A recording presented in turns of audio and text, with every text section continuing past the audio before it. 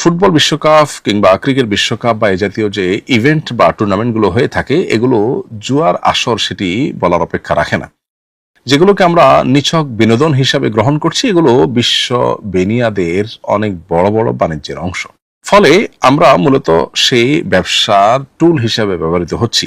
আমাদেরকে ইসলামী শরিয়া সুস্থভাবে বেঁচে থাকার প্রয়োজনে বিনোদনের বহু পথ, বহু উপায় রেখেছে, সেগুলো আমাদের অবলম্বন করা উচিত।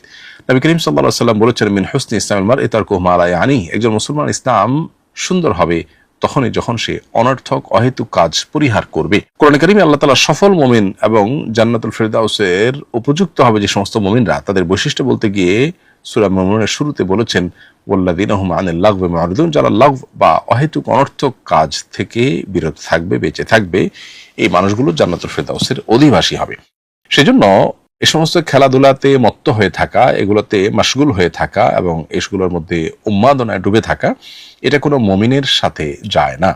একজন মুমিন যিনি আখিরাতে বিশ্বাসী হবেন, একজন ইমানদার যিনি জান্নাত জাহান্নামে বিশ্বাসী হবেন, তার কাছে জীবনের প্রতিটা মুহূর্ত গুরুত্বপূর্ণ। তিনি সময় নষ্ট করতে পারেন না এভাবে। অন্তত বিনোদনের নামে আরেকজন খেলাধুলা করবে, সেখানে তার লাভ লস নিহিত আছে, এটার পেছনে বহু জুয়া, বহু হারাম বিষয় জড়িত আছে।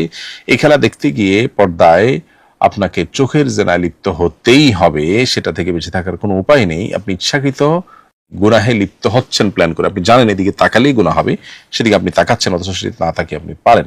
তো এই কাজটি সন্দেহাতীতভাবে নাজায়েজ এবং গুনাহের কথা, এটি বলার অপেক্ষা রাখে না। যে পরিমাণ কর্মঘণ্টা এর ফলে নষ্ট হয়, যে পরিমাণ জুয়ার আসর এখানে বসে, এটা বিশ্ববাসীর জন্য সার্বিক বিচারে ক্ষতিকর, শুধুমাত্র ধর্মীয় বিচারে নয়।